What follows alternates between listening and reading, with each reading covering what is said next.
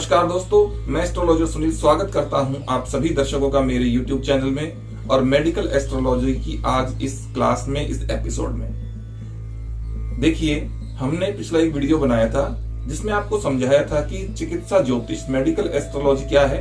Medical astrology एक ऐसी चीज है जिसके द्वारा हम अपने शरीर के रोगों का पता लगा सकते हैं और उनका निदान कर सकते हैं। क्या हमारे शरीर के अंदर जितनी भी बीमारियां होती हैं, क्या वो सभी बीमारियों का रीजन ज्योतिष होती है? हाँ, शुरुआत ज्योतिष से ही होती है। कहीं ना कहीं रीजन ग्रहों का होता है, उसके बाद में अनेकों रीजन सामने आने लगते हैं जो हमें अनेकों प्रकार से दिखाई देते हैं। हम अगर डॉक्टर के पास में जाते हैं तो डॉक्टर हमें मेडिसिन के द्वारा उस रोग का ट्रीटमेंट बताते हैं, क्योंकि दवाइयों में भी ग्रहों का असर होता है, इसलिए वो दवाई भी उस रोग को दूर करने में सक्षम होती है।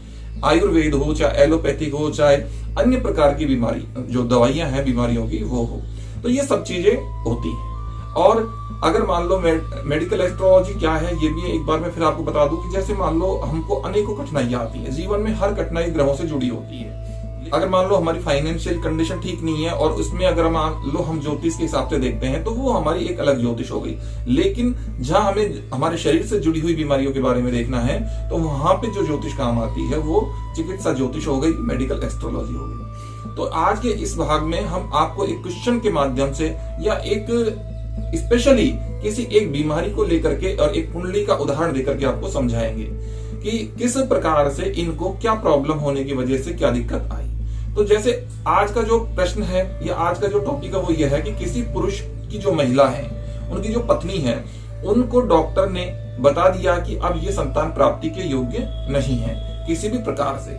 तो अब उनको ये समस्या कैसी आई, उनकी कुंडली में देखा तो देखिए यहाँ पे जो कुंडली हम देख रहे हैं, जिसकी कुंडली देखी गई थी इस विषय में, वो कुंडली उनके पति की थी, उनकी खुद की कुंडली नहीं थी। तो क्या होता है कि कुंडली में अपने पति की कुंडली से पत्नी का या पत्नी की कुंडली से पति का या बेटे की कुंडली से माँ का या माँ की कुंडली से बेटे, इस तरह का चलता है, देख सकते हैं। तो यहाँ पे इनके पति की कुंडली को देखा और पति की कुंडली से समझा कि क्या पत्नी के ऊपर इसी तरह का प्रभाव, ग्रहों का प्रभाव आ सकता है, या पति की कुंडली में ऐसा कुछ है कि उनकी पत्नी के ऊपर इस तरह का प्रभाव आ सकता है। तो देखिए यहाँ पे मैं आपको एक कुंडली जो है ये बता रहा हूँ उदाहरण के तौर पे, जिसमें इस तरीके की घटना घटी है।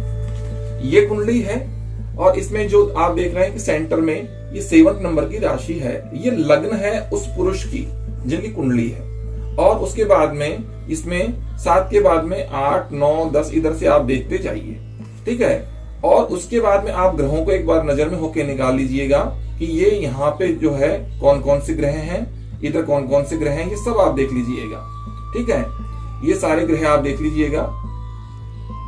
हाँ, अब मैं आपको बता दूं, अगर आपके थोड़ा सा समझ में नहीं आ रहा है तो यहाँ पे जो ये ग्रह हैं, तो अब आप देखिए कि जो जैसे 8 नंबर का जो राशि है उसमें आपका चंद्रमा और शनि है।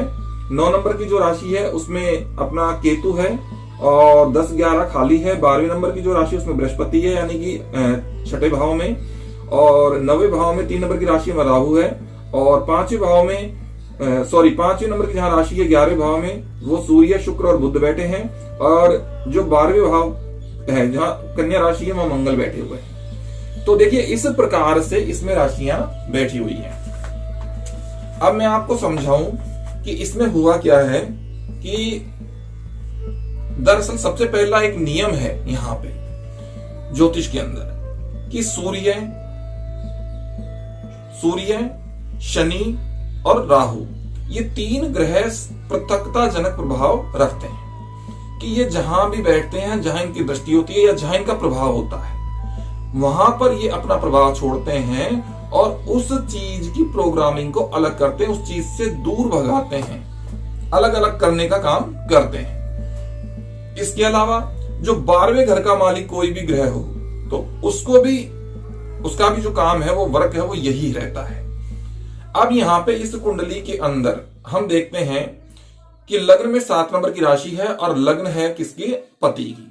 पति से जो 7वां भाव पत्नी का होता है, इसलिए पत्नी की कुंडली देखनी है, इसलिए हम सीधे 7वां भाव पे जाते हैं, वहां पे 1 नंबर की राशि है। 1 नंबर की राशि को हमने पत्नी की कुंडली में लग्न माना, और लग्न के बाद में पत्नी का जो लोअर पार्ट है, यानी कि जो गुप्तांग है, जहां से संतान की प्राप्ति होती है वो उनका वापस से सातवां भाव देखेंगे तो सप्तम राशि यानी कि पति की जो लग्न है वो उनका सप्तम भाव होगा।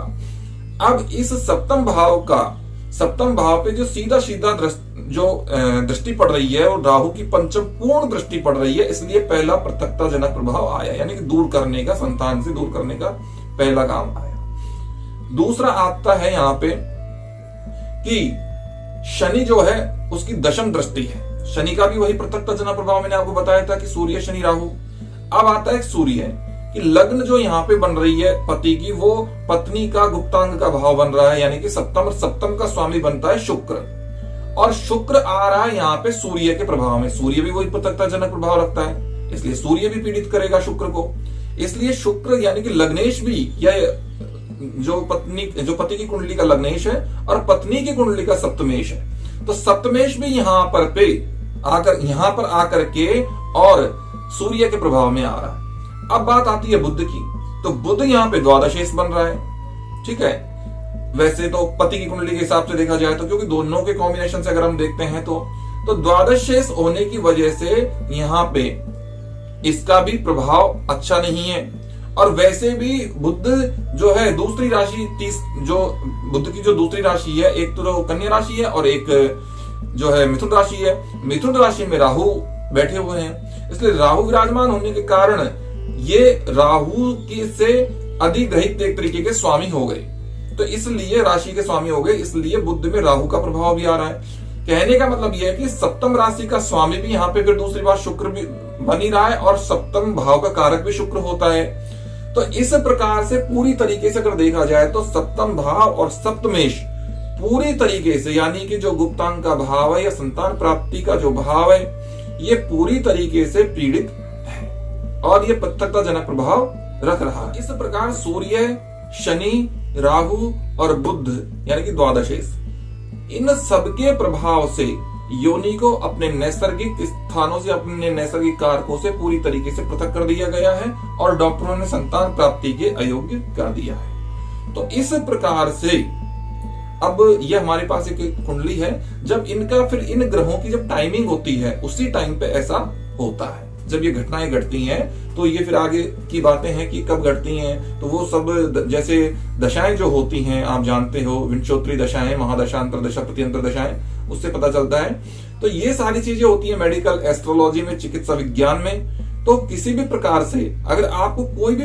परेशानी या कोई भी बीमारी या कोई भी तकलीफ आपको हो रही है तो आपको अपनी कुंडली अवश्य दिखानी चाहिए, चाहे वो कोई बीमारी हो, चाहे वो संतान प्राप्ति से रिलेटेड या कोई किसी भी प्रकार की आपकी कोई गुप्त समस्या हो या कोई भी हो, तो आपको अवश्य जो है अपनी कुंडली दिखा करके और अपनी परेशानी का समाधान करना चाहिए। क्योंकि आप कई बार दवाइयां लेते रहते हैं, लेकिन ग्रहों का जब तक आप प्रकोप शांत नहीं करते हैं तो वो दवाइयां आप पे कारगर नहीं होती हैं, सिद्ध नहीं होती हैं, और उसके बाद में आपका बहुत पैसा खर्च होने के बावजूद भी आप उस बीमारी से ग्रसित होकर के जो भी उसका अंजाम होता है वहां तक पहुंच जाते हैं। तो ये सारी चीजें होती हैं।